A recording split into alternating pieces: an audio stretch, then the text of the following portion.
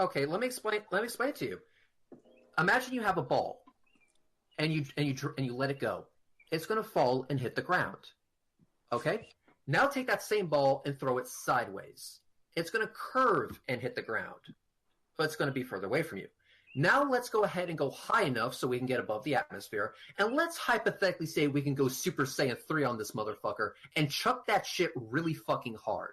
What would happen?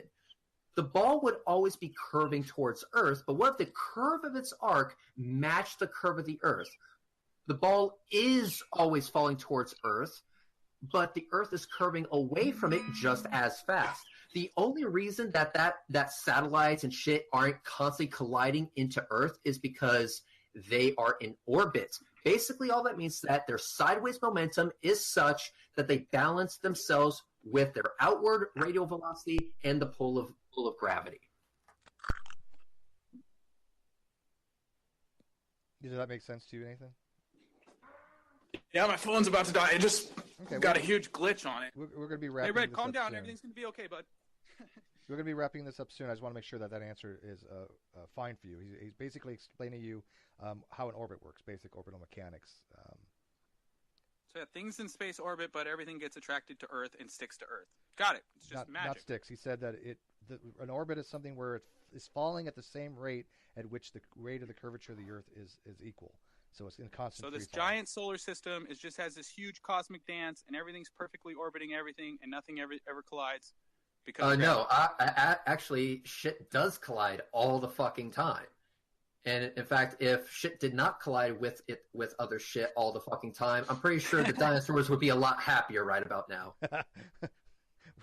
I'm pretty sure the dinosaurs would be a lot fucking happier right now. But no, what happened was... Why are all the hang on, to the moon? hang on. The reason why the dinosaurs got fucked up the ass sideways with no lube is because the one thing that you're asserting doesn't actually happen. Actually, it does happen. Shit collides with other shit in space all the time. In fact, there was a video of an observation made, I should say, of shit colliding with Jupiter. Shoemaker-Levy 9. I can show you that video. Shoemaker-Levy 9. Yes, thank you very much, Steve. Yeah, so all the craters on the moon are perpendicular to the moon, but the moon's face is always facing Earth. So are those teleporting past Earth and going straight towards the moon, or how are all those craters perpendicular? I'm curious your answer on that. I don't know what you're asking. I don't know what the question is. So all the craters on the moon, there's no slide-in craters. They're all perfect circles like pop pimples, okay? So, but what's funny is the face of the moon is locked facing the Earth. So did all those rocks just whiz around the Earth and then fly straight at the moon? Or did they go through the Earth and go straight at the moon? Or how are those craters working if things are constantly getting hit in space by everything because of gravity?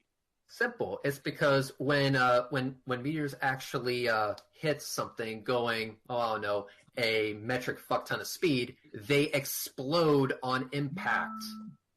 They are not going to maintain their shape enough to slide, dude. When you smash into something going 4.7 miles per second, are you really going to be in one piece enough to slide, or are you going to explode on impact? I'm curious. Now, Reds, they do have chambers for this, correct, where they actually do high-impact projectiles into various mediums like sands. They think of exactly for like the moon. There is a gun in existence that will fire an object, a really small object, into a tray of sand at 5 miles per second. And guess what it makes? Even though it's shot at an angle, a circular crater. Okay. Thanks, Fred. I know your phone is dying, so let's wrap this up while we still have you here available before your phone dies. Since Red's actually started, Nathan, why don't you do your quick closer, and then Red's can close after that. Yeah, that was great. I appreciate everything. And everyone, I encourage you to do your own experiments. Go test that moonlight. Water has no convexity. It's been an honor. Thanks for having me on your show. Okay, that's it. Okay, thank you. Yes, appreciate sir. it. Yeah, no problem. Reds, go ahead. Do your closer. All right. In closing, we've heard a lot today, but one thing I'm going to assert that we have not heard is any sort of evidence that proves a flat Earth. A lot of the supposed claims of flat earthers that you can't see curvature, that you can't detect angular shift because of glare or Chicago skyline mirage and everything like that. All that stuff has already been debunked. One by Soundly, two by me doing actual observations, and as far as the Chicago skyline, by the acknowledgement that the atmosphere is a thing and that geometry and math is also a thing. When you want to go out and do your own research, I imagine, or my recommendation, I should say, is that you should do something else along with that. Learn the math. Learn the methodology before you do the observation. Because if you don't have the methodology down, your observation accounts for shit. And with that, thank you very much for watching, and have a good night, people. My channel is Rhetoric, and you can subscribe if you like rocket launches and ISS transit videos. Thank you. All right, thank you, Rich. I want to appreciate both you guys for coming in and having this discussion. I know that there's a lot of ongoing discourse between Flat Earth and Sphere Earth right now. I think that both needs to be brought out. I obviously do subscribe to the round Earth model, no question about that, and I'm not trying to hide any biases at all here. However, I think that both parties, came in and they put forth their evidence against the other model according to what they believe to be. But I want to thank both of them for coming in. I wanted to put the links in the video description afterwards. I want to thank my partner Kyle here, who I'll be turning over to in a second if he's still there. Thank you for joining the Non-Sequitur Show podcast.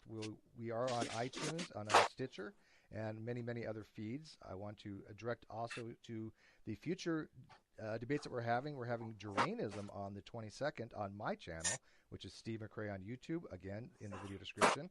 Also to the Great Debate Community channel, we'll be having after shows and other things related to these types of discussions with people such as like Landon Kurt Knoll, who is the astronomer in the live chat who was asking these questions. He's frequently on that particular channel. So with that, I will turn it over to Kyle if he has any other announcements he wants to make. And thanks again for watching the Non-Sequitur Show channel. And Kyle, take it away. All right, I think you need to have to go for a while. So we're going to end it with that. Hey, real quick, yeah, if you go could, yes. The official Flat Earth and Globe discussion. You there? Oh yeah, go ahead. By the way, please promote your Facebook community one more time before I end the stream, and I will put the link guys, to that. It's called the official Flat Earth and the official Flat Earth and Globe discussion. There's almost 100,000 people in there. You can get in there and add all your friends, even if you're a flat earther, even if you're a globe earther, and we'll get to the bottom of this. So let's figure it out together, whatever it is. And we did post Maybe in I'm there, wrong, and they are aware of this particular video. They will be coming over to watch this. And again, let them know they can join the Great Debate community at any time. The link is in the video description. It's a G+ community and multiple platform community with Discord and other things where in real time we can talk about these discussions.